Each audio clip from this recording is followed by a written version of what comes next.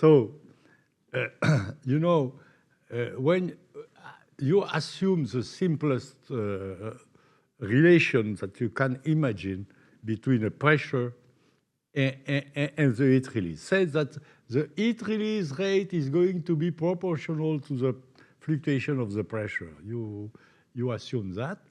So you put this relation and you use the Fourier, the spatial Fourier transform of the fluctuation of the pressure. You are one-dimensional problem.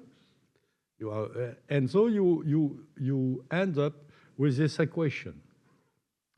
It's a simple equation, second derivative in time, first derivative in time, and the value P naught. It's a linear equation. And if you look to the general solution of this equation in the form of what we call a normal mode, that is, you look for a solution of this component, Fourier component of the pressure as an exponential of the growth rate times t. You look to a solution like that. If you do this, you obtain here sigma square minus b over sigma plus a square k square, which is, it gives you a quadratic equation for the linear growth rate. Now, the solution of that is immediate. And now, if you assume that the term, to simplify, to begin with, that b square is smaller than this term here, you obtain that the linear growth rate is a complex number with a real part equal to b and an imaginary part which is equal to 2a k tau instability. So you have the frequency which is simply a k as O.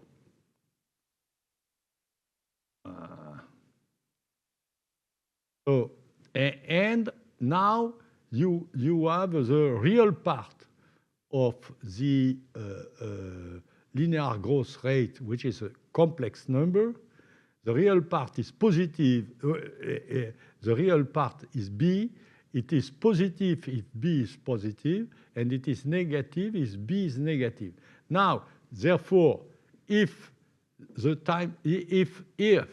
coefficient b here is positive, you have an amplification of the fluctuation. So in the linear approximation, the solution is going to increase linearly in time. And this is an instability. So what say Rayleigh at that time is say if the fluctuation of heat release, if it should have, let's say, fluctuation of the rate of heat release is in phase with the pressure, you have an instability. You see, this is the criteria. So as soon as the rate of heat release is increased with the pressure, when you increase the pressure, in a one-dimensional problem, you are going to have an instability, acoustic instability. And this is called a thermo-acoustic instability. Okay, it turns out that you may have a more general retroaction mechanism, which is not simply linearly with linear. The heat release rate is not, fluctuation of heat release rate is not simply proportional to the pressure with time, but it is, in fact, it is delayed by a delay function, And in that case,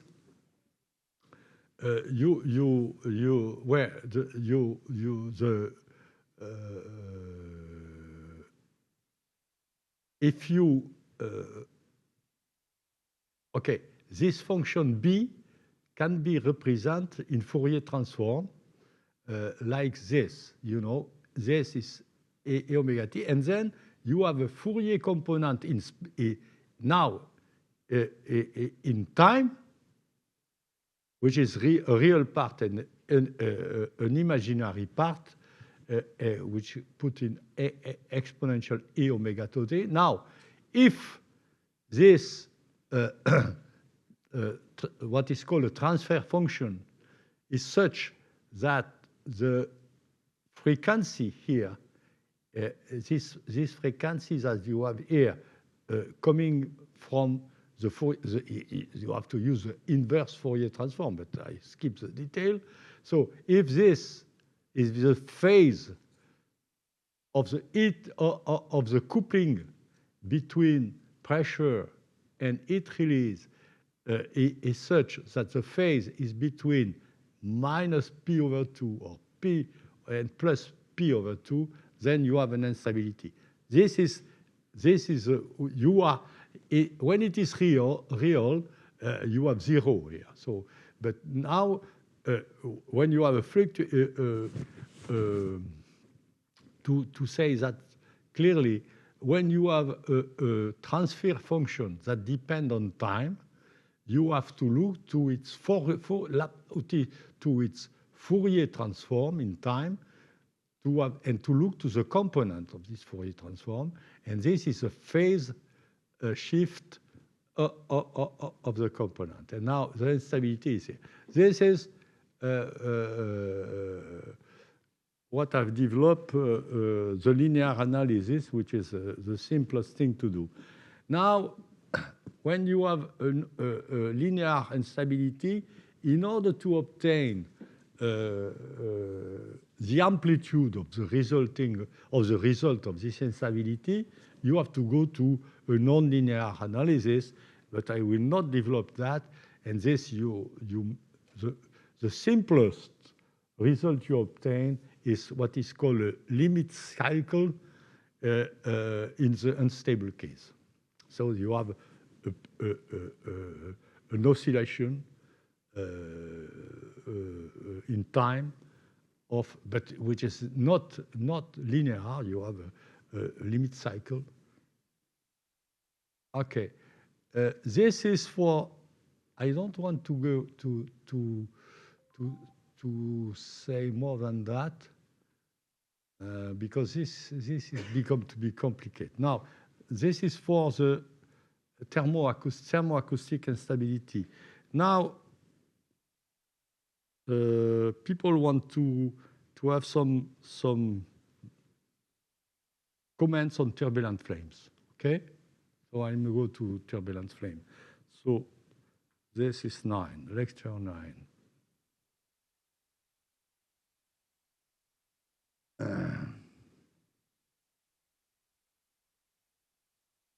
Where is it? Here.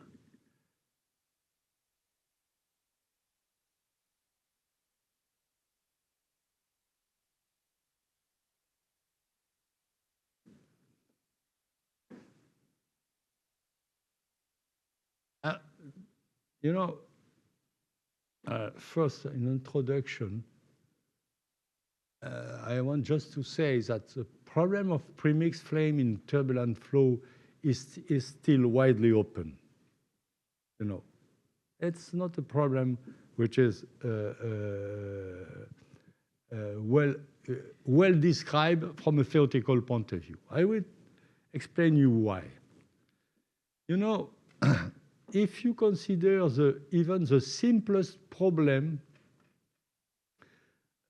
of you see, look, forget about this term here. You have this is a reduced temperature. You have the thermal diffusion here. This is a Laplacian, and you have the heat release rate, chemical.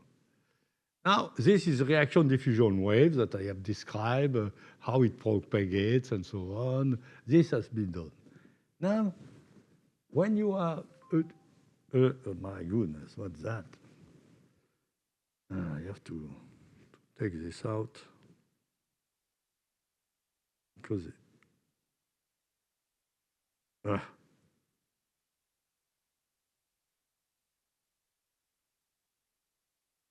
sorry.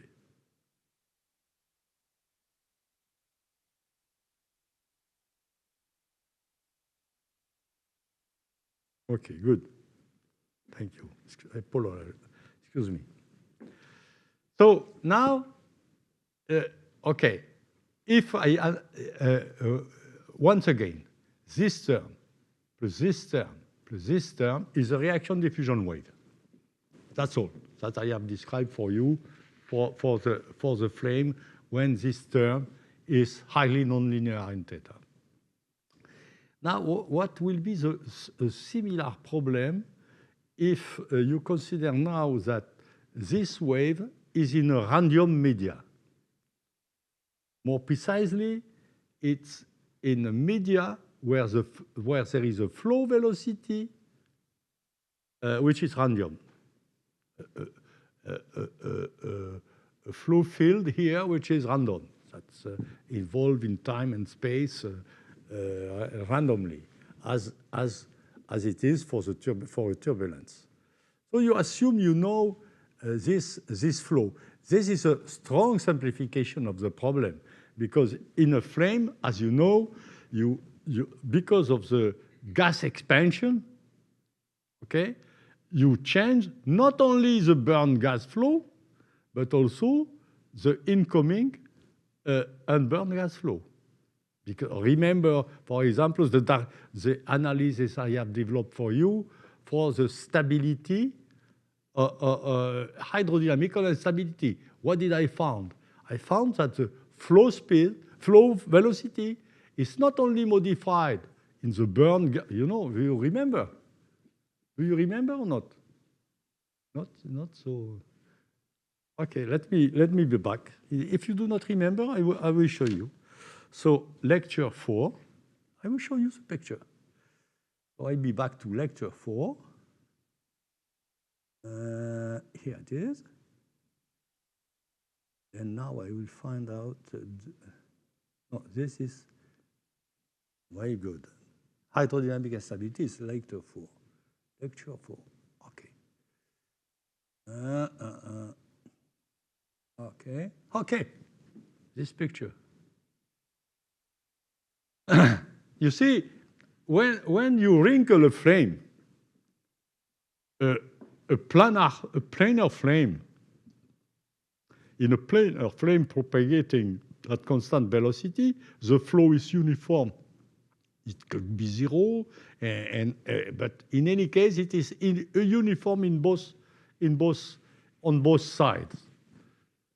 As soon as you wrinkle the flame, you see, not only this is a burn gas, not only because of the deflection of the streamline, you are disturbing the flow behind, but because of the conservation of the tangential velocity, you know, to begin with, this is an exercise which is worthwhile to keep in mind.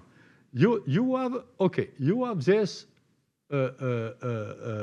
You are sitting on the flame.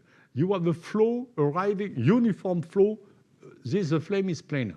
You have a uniform flow arriving on the flame at the laminar flame speed relative to the fresh mixture, getting out at the laminar flame speed relative to the burn gas,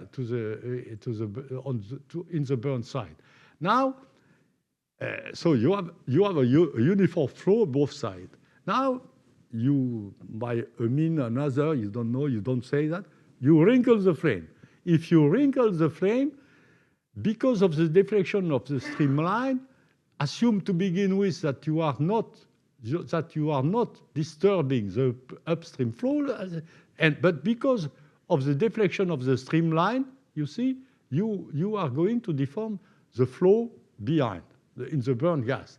Now, because of the conservation of the tangential velocity, you should have also a non-zero tangential velocity in the fresh mixture. So you are going to perturb instantaneously the burnt gas flow and the unburned gas flow. It is a non-local phenomenon. Okay? And do you remember why it is quasi-instantaneous?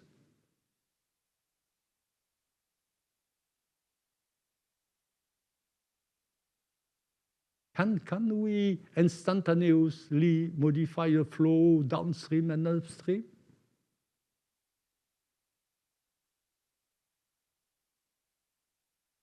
Usually, any perturbation is propagated with what?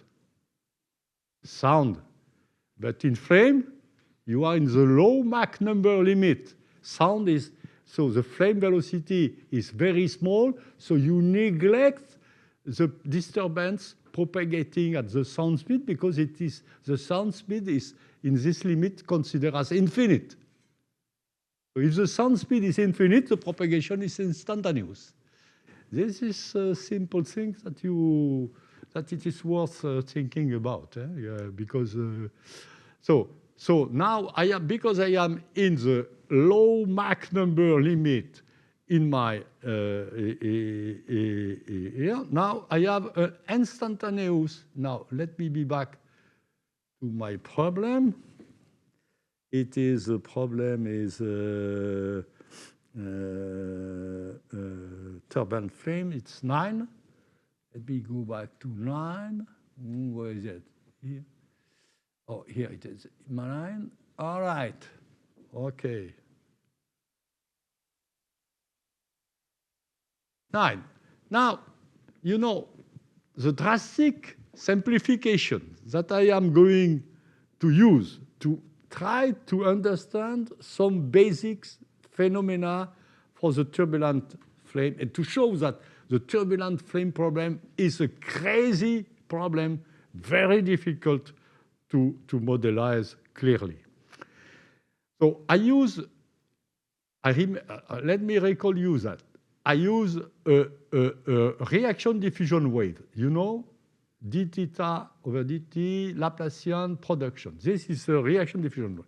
And I assume that this wave is propagating in the medium which has a flow which is random, V. Now you have to, now you assume that this flow is not perturbed by the heat release. This is a drastic simplification, which is wrong. As I showed to you, it is. But it is enough to understand, even in this drastic simplification, that this problem cannot be solved. Mathematical problem. This is a mathematical problem of a differential equation with a stochastic field in the form of occurring not, you know, it's a non-linear effect because you have theta here of a stochastic field. And I can tell you this is one of the most difficult problems to solve from a mathematical point of view. So, but okay, assume that you have a prescribed turbulent flow. What can we say? In fact, this this model has been put in a slightly different form, especially by Norbert Peters, when you consider the flame surface. If you consider, for example, that the flame is thin, so that you consider the flame as a surface, say that the equation of the surface is a field equal to a given quantity. If you have a field equal to a given quantity, you have a surface. So assume that now you have such a surface, And you assume that this surface is propagating with a constant normal burning velocity relative to the flow, un. So this problem here is if you assume that the thickness is 0 in this, you obtain this very difficult equation, which is called, I call that,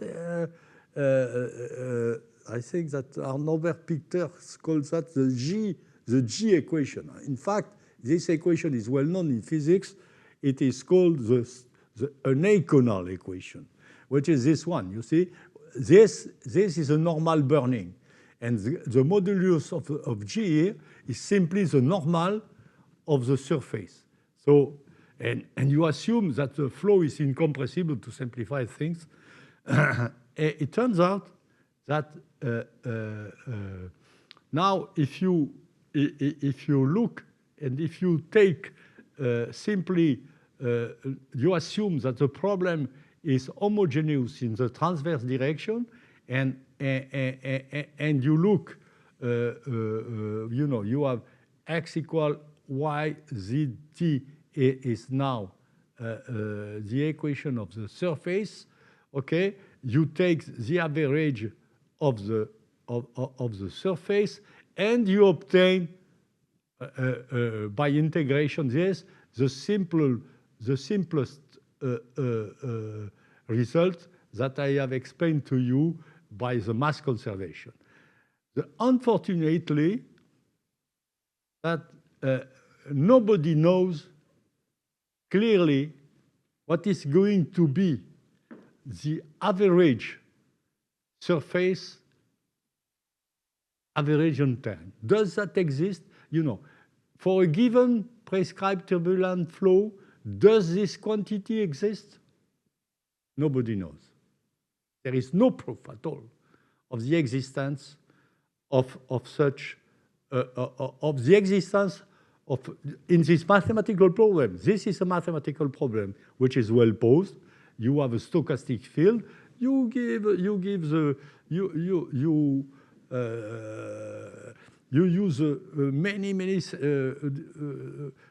simplification of this stochastic field, saying that it is homogeneous in space, in time, and so on, whatever it is, but there is no proof of the existence, no mathematical proof of the existence of an average, of the existence of the meaning of a mean surface. There is no proof of that. And by the way, I will tell you why. So just this is to tell you that the problem is extremely difficult, and there have been solutions which are not exactly mathematical solutions, but that have a good reason to be right. When this is small, if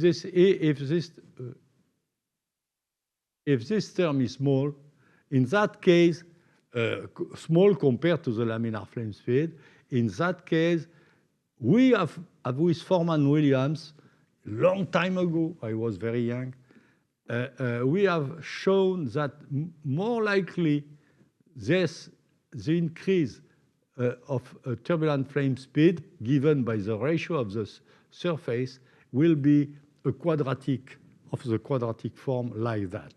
This result has been reproduced numerically, not by us, but by many people. So this result looks to be right, but this result has no mathematical foundation. Because of that, I said to you, another limit, the opposite limit by Damköhler is that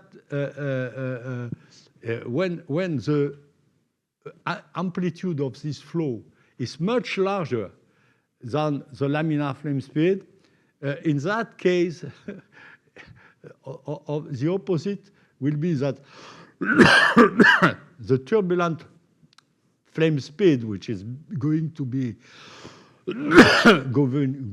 if this does exist, should be close to the amplitude of the stochastic field. Okay, but these are the two limits where we are confident in the result. In the intermediate case, there is no. And just to show you why nothing is trivial as soon as you are dealing with a stochastic process. To do that, I will show you a very simple thing, which is called the Taylor's diffusion coefficient.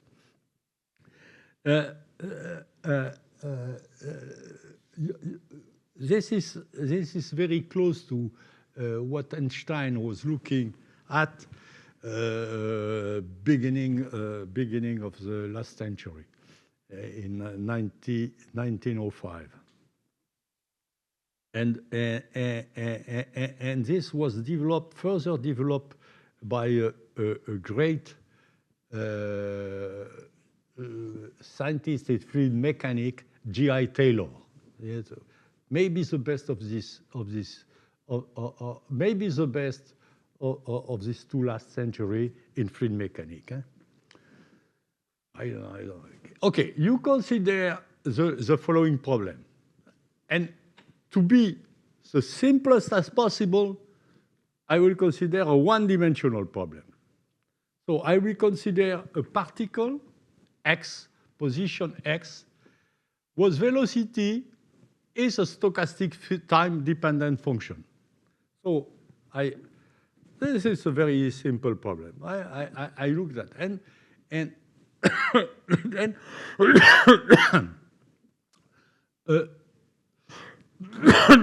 now if you address the problem in a simplest way, saying that this phi now is not the Eulerian flow velocity, but you assume that you know the Lagrangian velocity, which is even more difficult to understand because this depending on the position of the flame. But okay, forget about. Simplify the problem as the most possible simplification you can have. So you have an equation saying that the dx over dt is given by a fluctuation velocity v. That is a given quantity, a given stochastic function of time.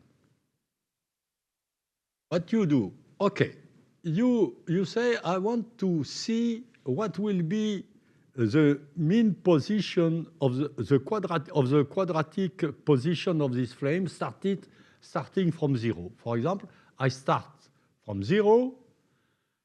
I look at time t, so I just integrate this equation. I have this, okay?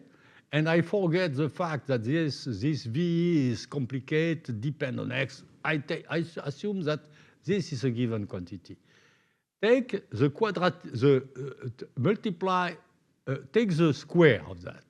If you forget about what I have written here, X squared is this multiplied by this. So you have integrate the integration t time v t time multiplied by the integration of t double prime with v t prime. Now, this is what is called the quadratic position of the particle. And now take the average. What does that mean? Take the average. This means the following. You are considering a lot of different experiments with this particle. So you not only you have one particle start at time equals 0, then and you look to its position in time, and you have another one also starting at and fluctuate. This you have an ensemble of such particle. You know, you have such an ensemble, and what does mean the average here, you take an ensemble average of this particle. So because you have a set of experiments going on, you take now the averaging on the ensemble. Because the process is stochastic, none of these particles are not following the same trajectory. You know, each particle has follow its own trajectory because this is stochastic. Okay. Now, if you do that, if you average ensemble averaging the square here, you have to ensemble averaging the product of this velocity at time t is gone. Then you just change of variable of integration, okay, and you just assume that this stochastic function is homogeneous in time. What does that mean? This is that the average of v at time t multiplied by v at time t minus tau is only does not depend on t, but only on tau. This is what we call an homogeneous stochastic variable. And this is called the correlation function of this variable. And we assume that the stochastic field is such that the time tau goes to infinity, this correlation function goes to 0, and you assume that the integral of this g that you have here in time from 0 to infinity is bounded. You assume that. These are the main assumption of the stochastic field that you are going to use. I remember you, it is homogeneous in time and it is bounded in time in such a way that the integral on the time 0 to infinity is constant. Now you integrate now with this you are back to this. You integrate thanks to an integral by part here. You obtain this equation here, where the integral of tau g tau is going to be something of order this integral here. You see? Okay. This is yes. So you assume because it is bounded, when you multiply by the variable, the function, and you integrate, the result is of order of magnitude. You know, you have 2 times here and here, and it of order of magnitude of this tu square. So you assume now that this time t is much larger than the integral time, in such a way that when you take, when you look to this result here, the first term, because you integrate over tau, there is nothing, you have integration of g, tau, and time t is getting out. And the second part here, this one, is much smaller because of what I have written here. So you obtain a fundamental result of the diffusion process in a random media is the following, is that the average square of the average of the square of the position is going diverging like the time with proportional to the time, and the coefficient that appear here is simply given by what you have here, which is simply given by the square, the average of the square of the fluctuating velocity times the integral scale. And this should remind you what I recall to you for the elementary kinetics theory of gases, where I told you that the molecular diffusion is a sound speed square times the time between two collisions. You know, this is exactly the same. So this result, first of all, show you that any average, whatever an average has not necessarily, this is the first indication, limit in the long time limit. In that case, it diverges like the time. So now a Routh model for turbulence transport, which by analogy with the molecular diffusion, is to say that the average of the product of the flow velocity times the unknown is related to the gradient of the unknown with the diffusion turbulence, which is obtained here exactly in the same way as I did here. So, and in that case, the first model of the turbulent flame was developed by Dan Köhler, who was very clever at that time, because you know at that time the diffusion turbulence, the diffusion coefficients were not so well established. They were established, but few people didn't know. So when he used the same equation of the laminar flame speed, but replacing the diffusion, the laminar diffusion coefficient, the molecular diffusion coefficient by the turbulent diffusion that he has here, and it obtained this an equation for the turbulent flame speed. It turns out that this result, I never see any experiments that for which this result is useful. For the reason, for the following result, is that the flame is still a wrinkled flame and cannot be considered as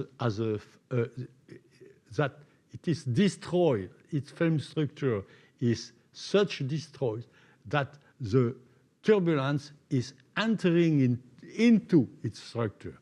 This is, I did not see any evidence of the myself. Some believe, when I was young, many people was believing that that the turbulent flame problem is going to be of that type.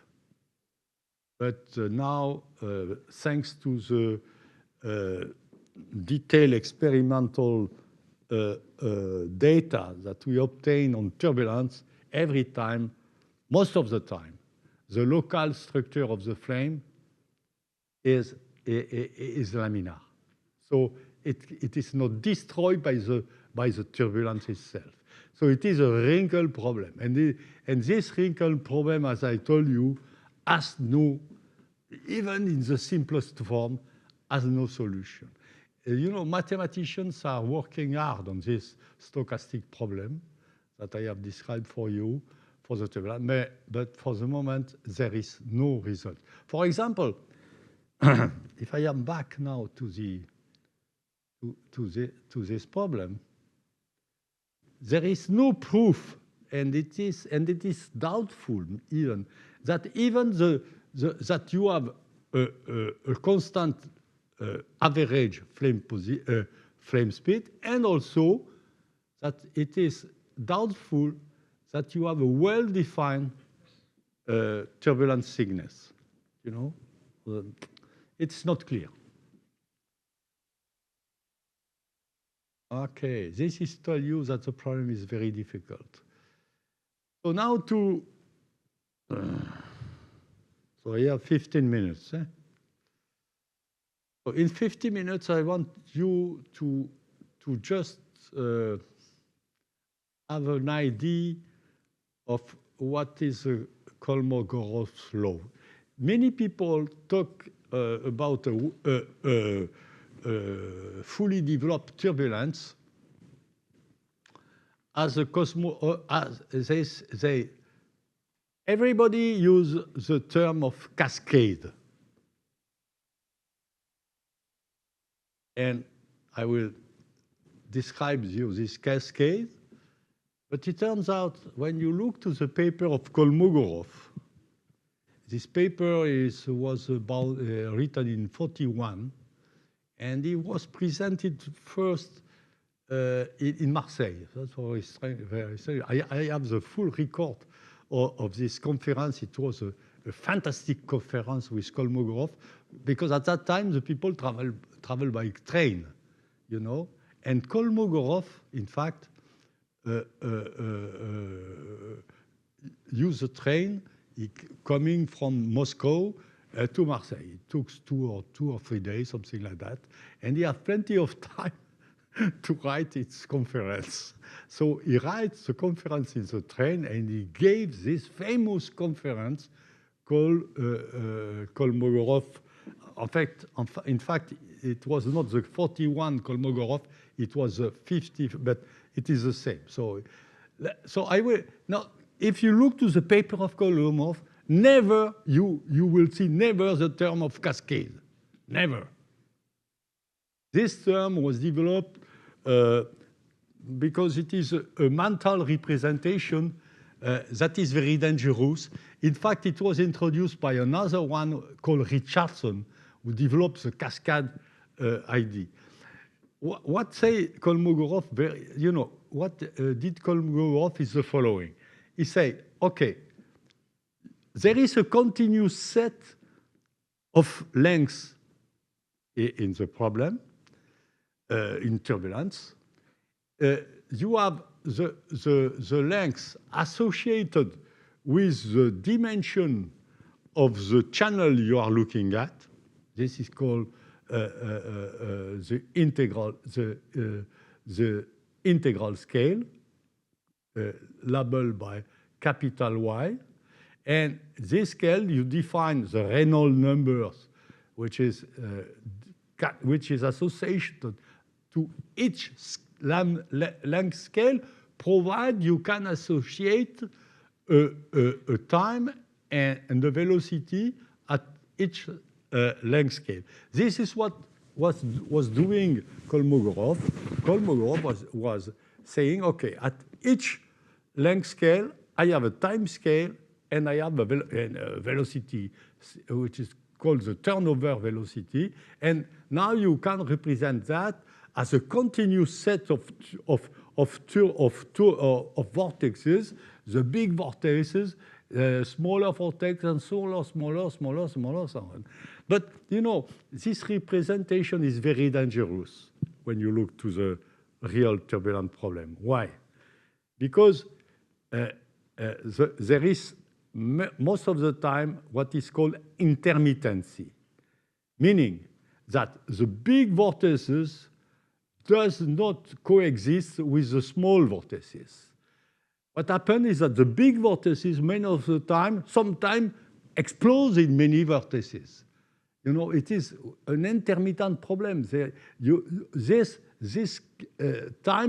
scale are not existing at the same time at the same point. You have a vortex, and then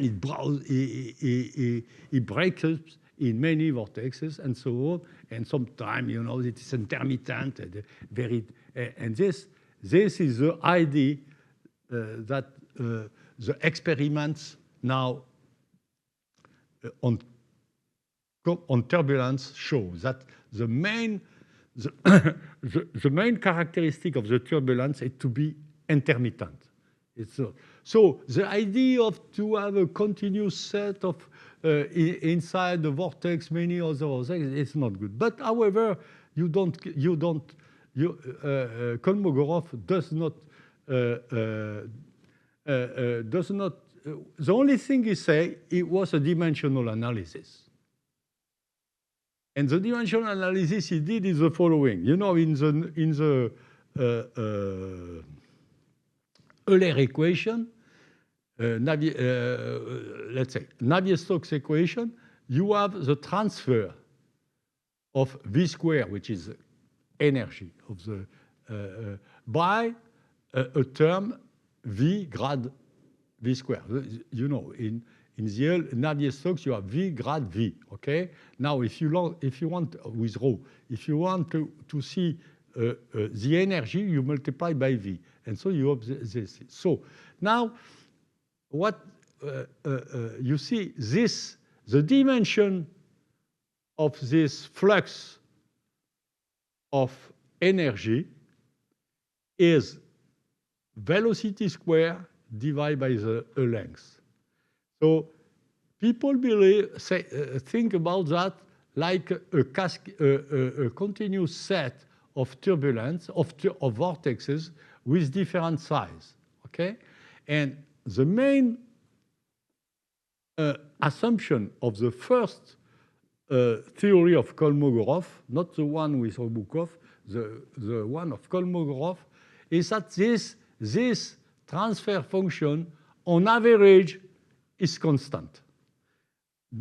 Does that mean that from scale to scale, this is constant in such a way now that you have, I will be fast now for that, that you have a scaling law, you know, if epsilon is constant, you have a scaling law for the velocity in terms of the length, for the velocity square, and for the time. So now, if you define Reynolds numbers at each scale, you have that you assume that the Reynolds number. If you look to the Reynolds number, now you assume that you have the energy that you inject at the large scale transferred to the small scale.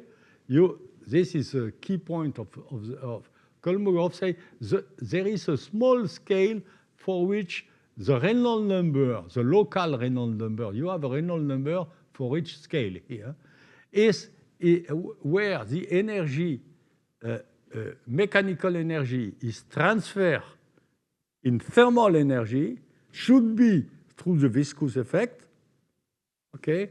And in that case, order of magnitude tell you that this occurs when the Reynolds number of this scale is of order unity. So to summarize, you have an ensemble of length scale. Large length scale have called integral, have a very large Reynolds number, which is a basic approximation of the thing, and you have a small length scale here, which is the Kolmogorov length scale, and the ratio now you have the ratio. You can build immediately the ratio of the length and between the integral and the Kolmogorov scale, the ratio of the velocity, the ratio of the time, that is behaving like a power law in terms of the maximum Reynolds number. And now, if you look to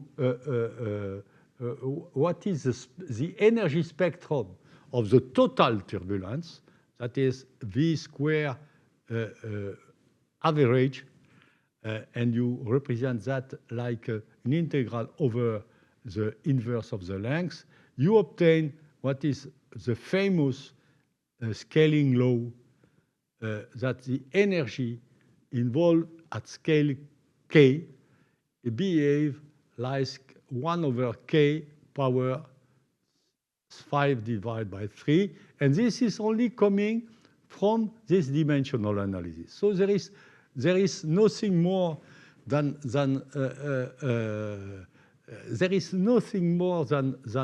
than that. It's a purely dimensional analysis. And you know, Kolmogorov was not very proud of this result. He says this is a very simple result obtained.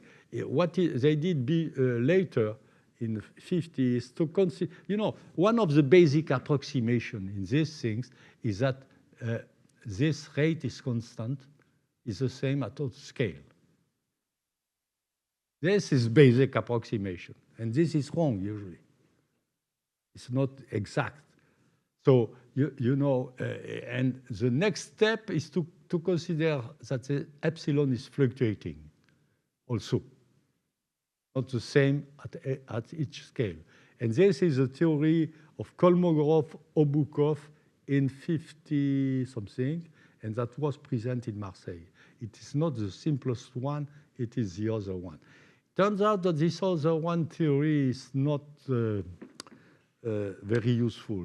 This one is useful. Now, to end my lecture, you know, now you have to. This is a pure turbulence. Now you want to understand what could be the situation for a flame, and this is an idea developed by Norbert Peters.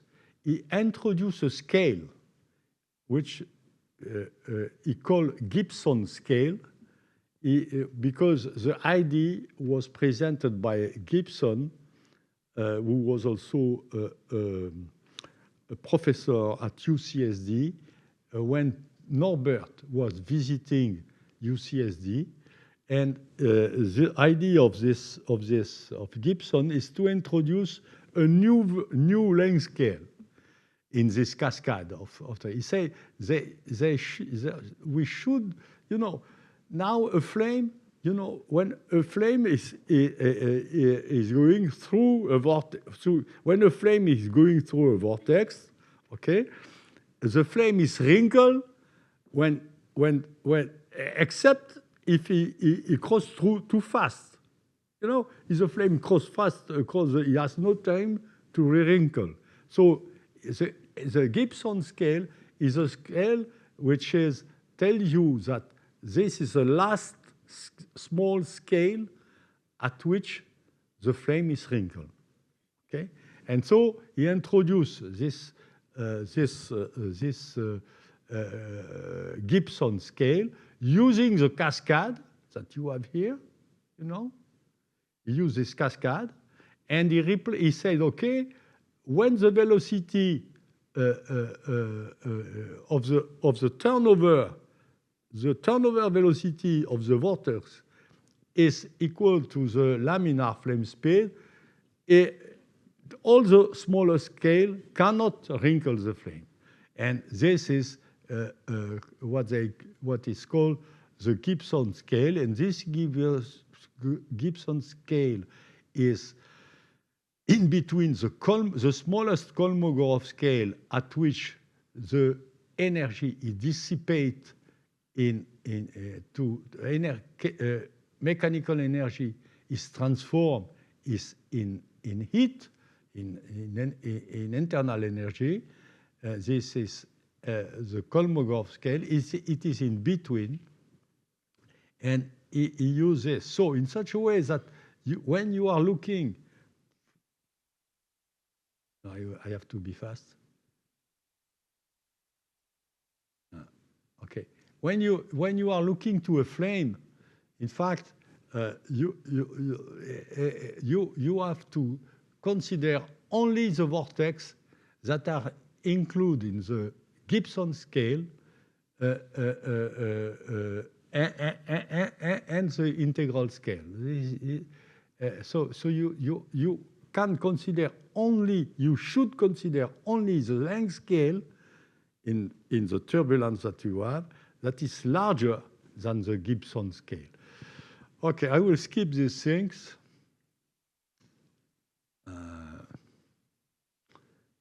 And tell you a few words, or even though I cannot. No, I just go now. I will just go now to the result.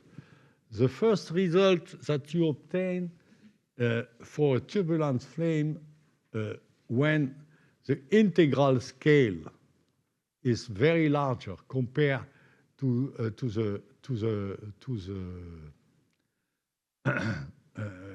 laminar flame speed.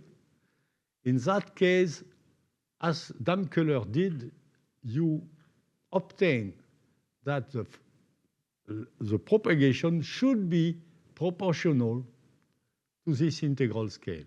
And the idea to understand that is what I call the contamination. You know, these are the integral scale. You have vortices.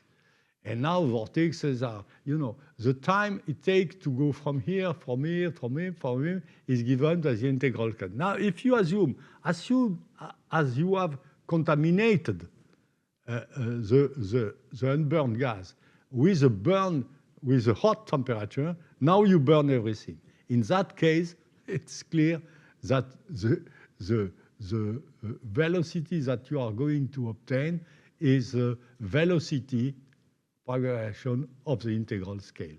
It turns out that now, if you apply the ID of Norbert Peters, that you have a cascade of scale that have to be stopped at the Gibson scale, you obtain what is called a fractal dimension of the flame surface, which is 7/3. So don't be impressed by this, because it turns out that in physics, when you are talking about fractal dimension of a surface, you obtain systematically, this is very strange, a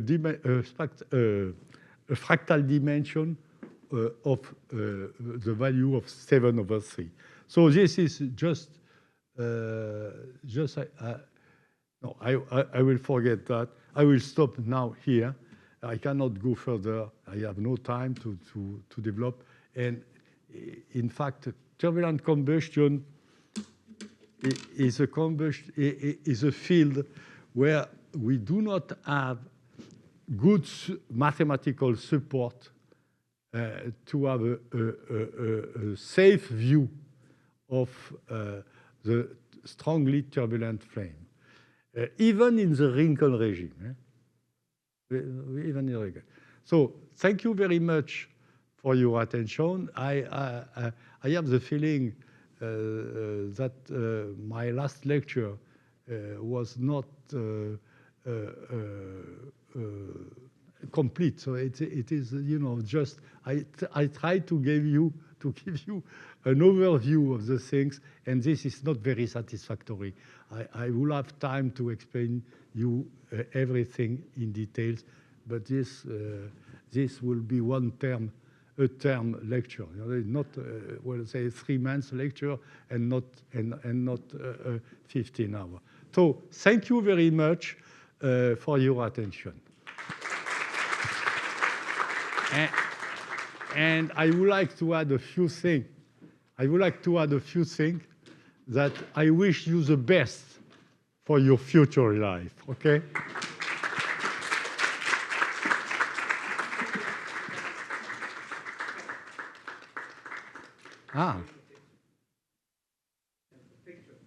Good.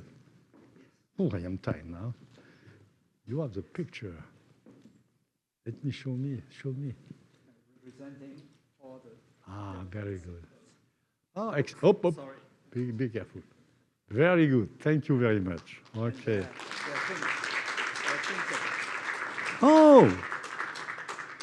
People. That's okay. Thank you very much. And do not hesitate to contact me if you have questions, not only for this lecture, but also for your research. If I can help you by any means, don't hesitate. You send me a mail. You will see. You will have an answer. This few days, I've been trying to convince him to write another book. No, no, no, no, no.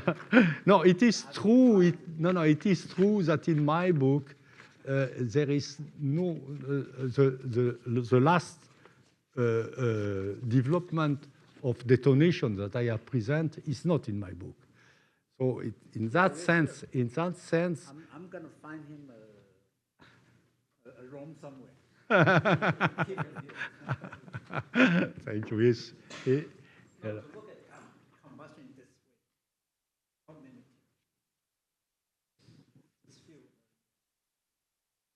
I hope that this, let's say, lecture can be useful for you, at least to open your mind, maybe to another way to think. I don't know. Some of you carry on. Bye-bye. Bye-bye.